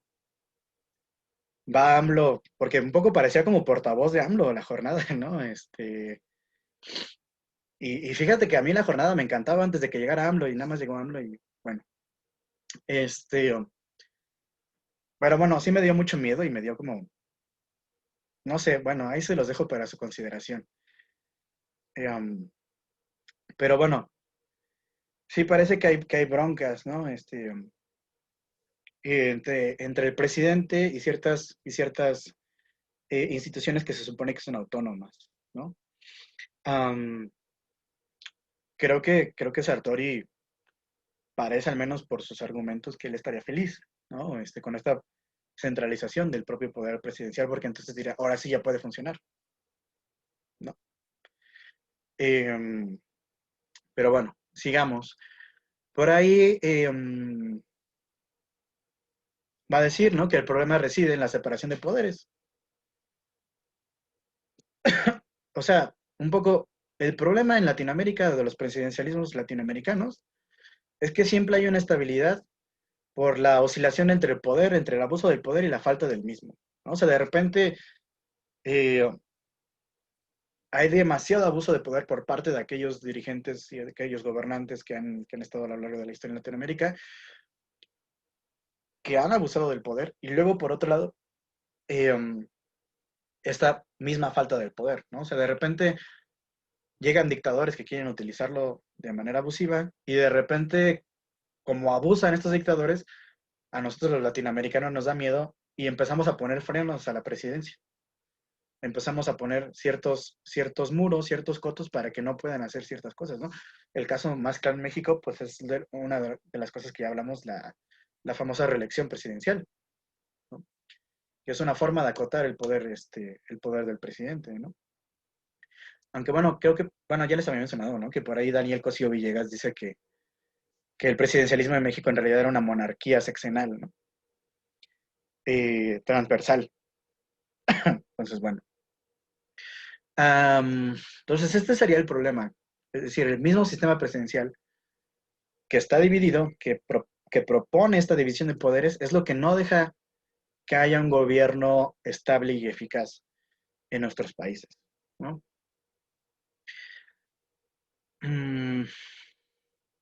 Quizá un poco también se está olvidando de la cultura política, ¿no? El buen Sartori, ¿no? Creo que habría valido la pena que profundizara un poco más en esto, porque de hecho lo hace con Estados Unidos, pero no lo hace con Latinoamérica, ¿no? O O sea, lo hace con Estados Unidos en el sentido de decir, el sistema presidencial funciona a pesar de sí mismo y funciona gracias a la propia sociedad estadounidense. Y hay algunos datos de la cultura estadounidense, ¿no? De que lo local importa más y todos estos asuntos. Pero cuando se mete a hablar de Latinoamérica, eso lo deja de lado. O sea, no explica estas cuestiones de por qué, por ejemplo, en nuestros países lo local no tiene esa fuerza como la tiene los Estados Unidos, ¿no? ¿Por qué? A ver, ¿por qué? O sea, si ya me pusiste como parámetros esos del funcionamiento del propio sistema presidencial, ¿por qué no utilizas esos mismos parámetros eh, para explicar por qué en Latinoamérica no funciona, ¿no? Yo siento, esta es mi opinión personal, yo siento que Sartori lo hace porque no está dispuesto a aceptar que la democracia liberal no funciona o no puede funcionar en los países latinoamericanos. O sea, quiere decir, es que sí se puede, sí se puede, sí se puede, sí se puede, pero no como lo han querido hacer, sino un sistema semipresidencial, entonces ahí sí funcionaría y todo el rollo, ¿no? Entonces nos quiere meter a huevo un saco, pues porque él tiene esta ideología, ¿no? Pero cabría hacer mucho, por ejemplo, no habla de los indígenas en Latinoamérica. Es una cuestión súper importante para los sistemas políticos. Por ejemplo, Bolivia tiene un sistema, um, es un estado plurinacional, se llama. A diferencia de los demás estados, que por ejemplo el estado mexicano es un estado nacional. Bolivia es un estado plurinacional. Ya cuando hablemos un poco más de Bolivia, lo verán, ¿no? O sea, ¿qué significa que es un estado plurinacional? Que acepta que en el seno del estado boliviano hay muchas naciones diferentes y no solo una. A esto se refiere el estado plurinacional, ¿no? Que obviamente toma en cuenta las cuestiones indígenas, ¿no? Que son un gran número de la población en Bolivia. Y de todo esto no habla Sartori, ¿no? O sea, no habla de estas, digamos, de esas características que nosotros como latinoamericanos tenemos, ¿no? Pero bueno, yo creo que es por eso, porque él nos quiere poner a huevo ese traje de sistema político democrático liberal, ¿no? Bueno, que por cierto, en un ratito ya les diré cómo van a estar divididas las exposiciones y qué país le toca a cada quien.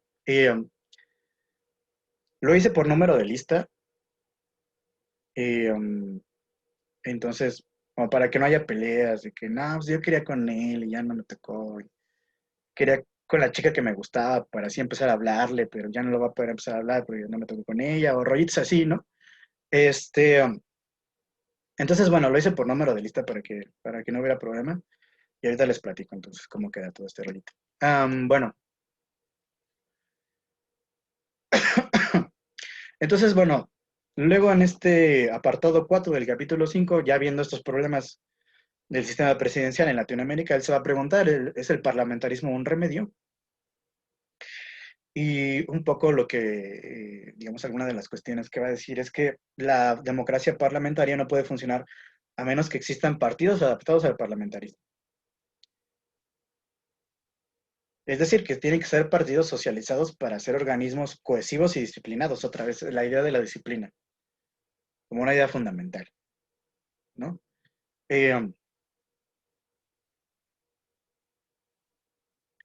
no los tenemos en Latinoamérica, ¿no? Un poco lo que ya platicamos en el ejemplo de que yo les ponía en México, ¿no?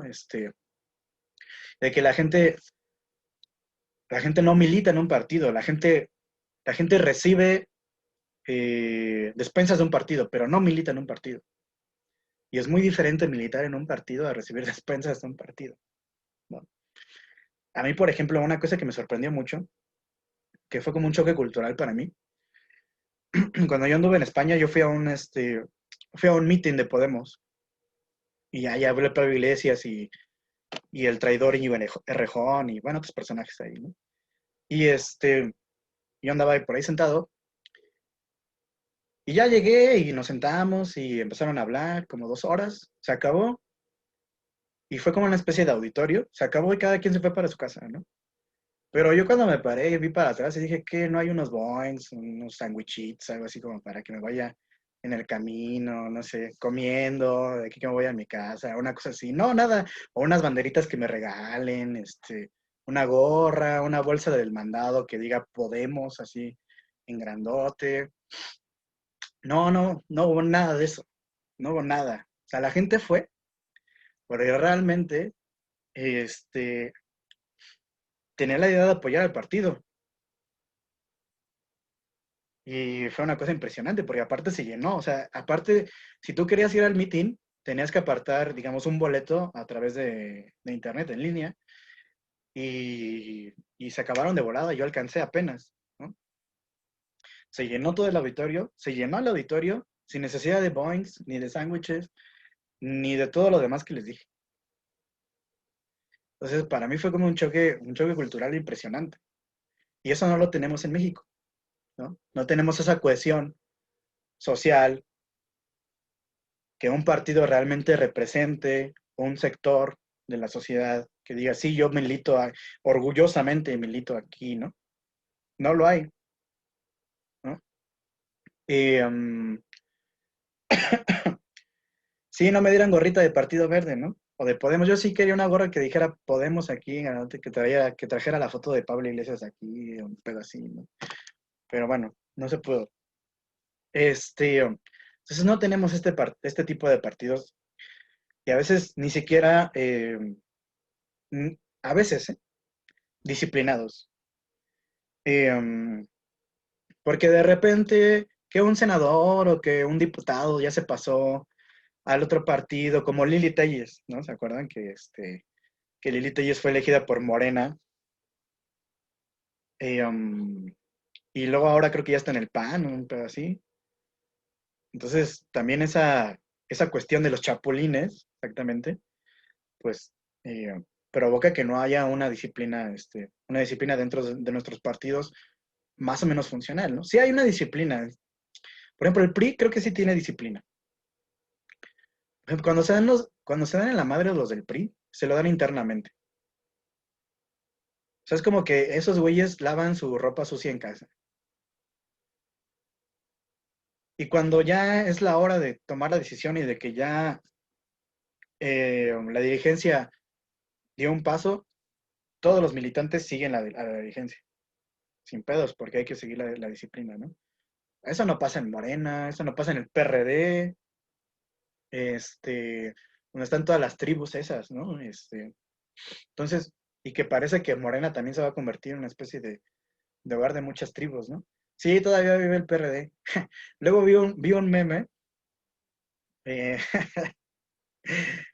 que decía, yo tengo mi traje de muerto, ¿no? De Día de Muertos. Y era una playera del PRD. Y entonces fue muy cagado ese meme. Bueno, sí, parece que el PRD todavía anda por ahí. Queriendo hacer cosillas, ¿no? Pero bueno. Entonces, dice Sartori, para que nosotros tengamos un sistema parlamentario funcional, necesitamos este tipo de partidos, ¿no? Lo que sucede cuando los partidos son indisciplinados y además ponemos un sistema parlamentario, pues es que se convierten en sistemas de asambleas o asamblearios, que dice que no son funcionales. Es decir, todo esto que ya discutimos o que ya vimos en la cuestión histórica de Francia, ¿no? Lo que sucedió en la Tercera y en la Cuarta República Francesa, que había una fragmentación importante de los partidos y que entonces no se podían poner de acuerdo, pero como no había una figura fuerte presidencial, todo recaía en la Asamblea Nacional, pues entonces no se ponían de acuerdo. De hecho, por eso se llama así asambleario, ¿no? Este tipo de sistema parlamentario, por la misma idea de la Asamblea Nacional Francesa, ¿no? Que no se ponía de acuerdo. Entonces, para Sartori es muy importante esta cuestión, ¿no? De la disciplina como una forma digamos, de cohesión para que funcione un sistema parlamentario. Y como nosotros los latinoamericanos no tenemos esta tradición de sistemas de partidos disciplinados y cohesionadores sociales, pues entonces no va a funcionar un sistema parlamentario para nosotros. Poco ese es el argumento que da Sartori, ¿no? Um, Y bueno, luego en esta sección 6 ya empieza a analizar los diferentes sistemas parlamentarios, ¿no? Dice distintos tipos de sistemas parlamentarios.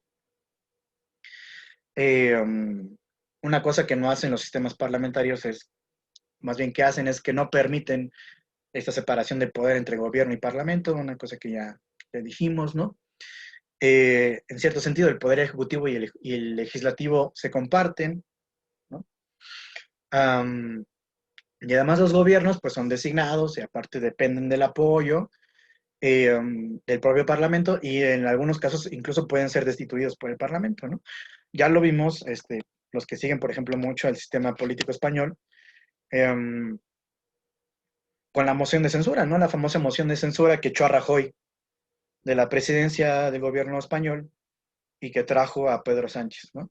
A la presidencia. Después de 4 años de estarse dando en la madre, por fin hubo un gobierno más o menos estable, ¿no? Entonces, bueno, va a decir, a pesar, digamos, de esta característica, el sistema parlamentario o el parlamentarismo no designa un solo sistema, ¿no? Sino que hay 3 variedades, dice Sartori. En primer lugar está el sistema de primer ministro o de gabinete, en donde, digamos, hay un ejecutivo que forzosamente va a prevalecer sobre el parlamento. En segundo lugar está el tipo francés, que es el de gobierno por asamblea, que ya dijimos, ¿no? Que el ejemplo es la Tercera y Cuarta República Francesa, donde no hay un gobierno estable. Y en tercer lugar es el parlamento controlado por los partidos, ¿no?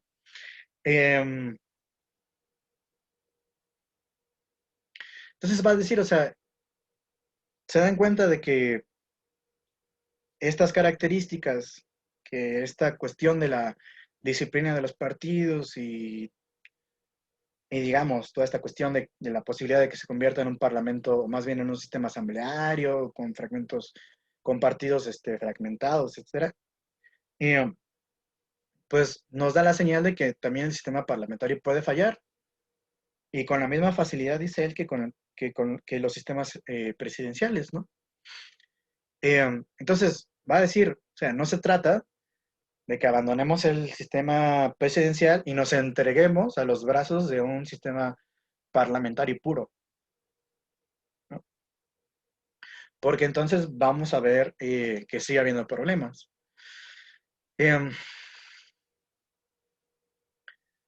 Entonces va a decir, el problema subyacente, común a todos los sistemas parlamentarios, es el de tener partidos cuyos miembros no se aparten en las votaciones de las cámaras de los lineamientos del partido. Otra vez, la cuestión de la disciplina, ¿no?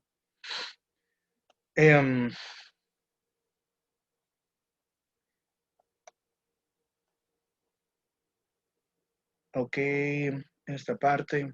Bueno, luego en esta segunda sección del capítulo 6, donde habla del poder compartido, va a decir, ¿no? Que en los sistemas parlamentarios se comparte el poder, o comparten el poder, pero va a hacer esta pregunta, ¿no? ¿Quién comparte qué, con quién, de qué manera y en qué medida? Entonces va a empezar a hacer un análisis, ¿no? Para tratar de responder a estas preguntas. Entonces va a decir, el jefe de gobierno, por un lado, puede relacionarse de distintas maneras con los integrantes, con los demás integrantes del mismo, ¿no? Y digamos, un primer ejemplo sería que el presidente es un primero que está por encima de sus desiguales, ¿no? Y este es el caso del primer ministro británico, ¿no? En el que totalmente este primer ministro es el que dirige el gobierno y tiene libertad para designar y para destituir sus ministros. Es decir, en otras palabras, el primer ministro inglés tiene la posibilidad y tiene la capacidad de elegir a sus propios miembros de su gabinete, ¿no? Es decir, él elige, fulanito de tal me cae bien para que ocupe la cartera de, no sé, de exteriores, ¿no? Y aquel fulanito, pues es chido para los madrazos, lo voy a poner en defensa. Y cositas así, ¿no? Entonces, este sería digamos, un primer tipo de relación entre el primer ministro y su gabinete. Otro sería que el primer ministro sea un primero entre desiguales. Y este es el caso del canciller alemán, ¿no? Que aunque, digamos, es menos preeminente, sigue teniendo, sigue siendo un primos inter pares, ¿no? Perdón, un primos entre desiguales, un primero entre desiguales, ¿no? Y el tercer caso sería un primero entre iguales, que en este caso el primer ministro sí es un primos inter pares, ¿no? Y por lo tanto dice, no están primos. ¿Qué significa primos? Pues es primero, ¿no? O sea, primos inter pares significa el primero entre iguales. Sartori dice, bueno, un primero entre iguales no es tan primero, ¿no?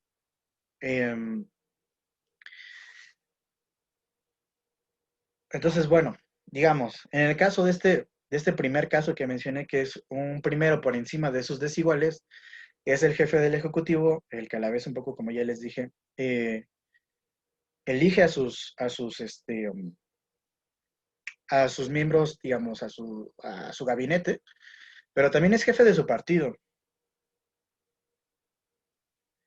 Por ejemplo, en España, Pedro Sánchez es el secretario general del Partido Socialista Obrero Español. Pablo Iglesias es el secretario general de Podemos. Entonces, ambos son dirigentes de sus partidos, ¿no? Por ejemplo, aquí no pasa lo mismo en México, ¿no? Cuando estaba Peña Nieto de presidente,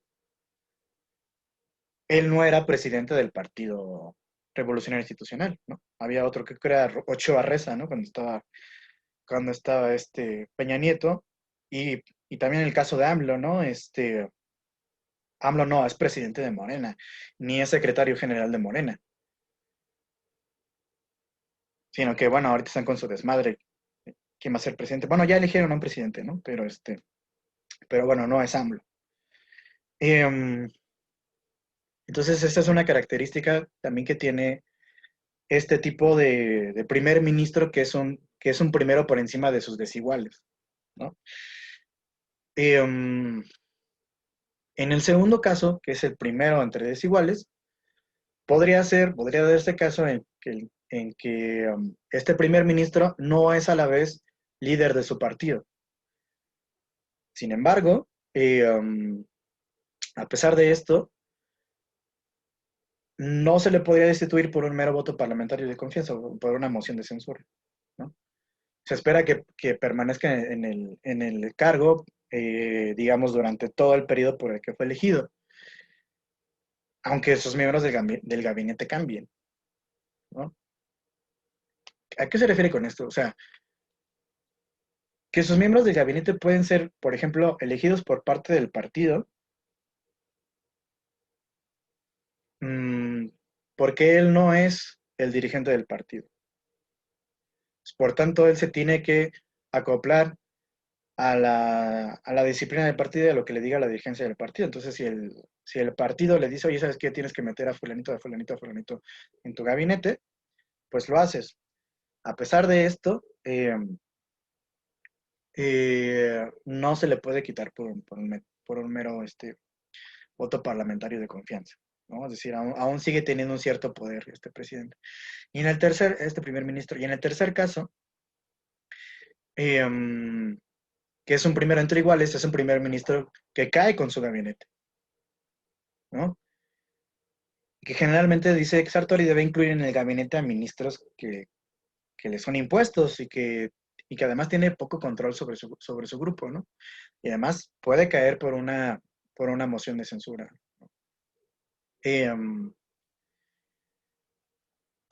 Bueno,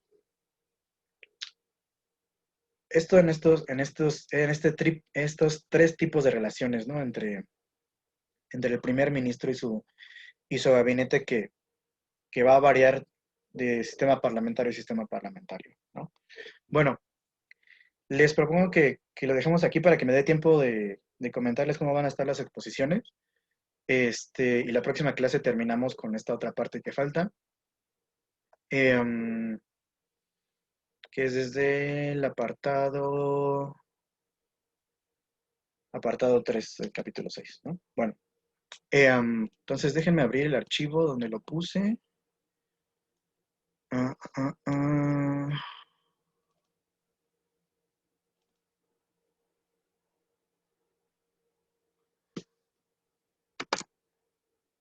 Ok, espérenme.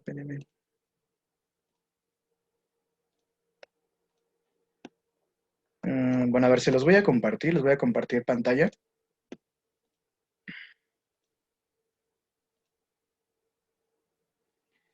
Creo que ya todos lo ven, ¿no? Bueno, les digo que fui por orden de lista, entonces van a empezar por la A, la B, la C, así, ¿no? Entonces, bueno, las exposiciones comenzarían el 10 de diciembre, todavía hay un mes y cachito, ¿no? Para las exposiciones. Y el primer caso, el primer sistema político que hay que exponer sería el del Reino Unido, ¿no? Ya les di un poco los lineamientos en el programa, ¿no? No quiero que duren tanto, sean cortitos máximo, como de 15 minutos, para que les dé tiempo a todos los equipos, porque, por ejemplo, el 10 de diciembre tienen que pasar estos 3 equipos, ¿no? Son Reino Unido, Alemania e Italia. Una exposición de 15 minutos, que además de tiempo para que haya preguntas y respuestas entre nosotros, ¿no? Entonces sí les voy a pedir que hagan un esfuerzo de síntesis importante, ¿no? Yo sé que hay mucho que decir sobre los sistemas políticos y que hay mucho que escarbar, pero bueno, por cuestiones de tiempo les pediría que sinteticen. Ustedes van a poder escarbar mucho más en los trabajos que hagan, ¿no? En los trabajos finales que cada uno va a hacer. Entonces, bueno, así estarían divididos. Lo voy a pasar a PDF. Por ejemplo, en el caso del Reino Unido sería la compañera Alcántara López Jazmín, la compañera Alfaro Camacho Jessica Yasmín y la compañera Alba Sánchez Hilary Fernando, ¿no? Son equipos de 3 todos, menos los últimos 2, porque, bueno, los últimos 3 porque sobraban algunos compañeros, entonces, bueno, aquí los metí para que no se quedaran sin equipo, ¿no? Entonces, bueno, las oposiciones terminarían el 26 de enero. Y entonces, bueno, si quieren, para que yo no empiece aquí a decirles uno por uno y a nombrarlos uno por uno, lo que voy a hacer es es pasar la PDF y se los comparto por la plataforma del SEA y también por Classroom, ¿no? ¿Qué les parece? Y así nos quitamos de que les esté yo diciendo uno por uno, fulanito, le toca tal, ¿no? Profe, Sí, dime. perdón que le interrumpa. Es que Dime, creo dime. que ya no vio el chat, pero bueno, o sea, es que igual no sé si todos mis compañeros estén de acuerdo, ¿no? Ajá, Pero a preguntar si es posible que nosotros armemos como los equipos, porque es que al menos yo, no sé los ajá. demás, conozco a todas las personas de aquí. Hay muchos que la verdad, pues tampoco no sé cómo trabajan ni nada. Y si nosotros los armamos ya con otras materias y todo, o sea, con las demás tareas, siento que ya más o menos nos acoplamos a ciertas personas y es como más fácil sacar todos los trabajos. Entonces, no sé si podría ser como una opción. Ujú. Sí, a ver, espérenme, dejo de grabar.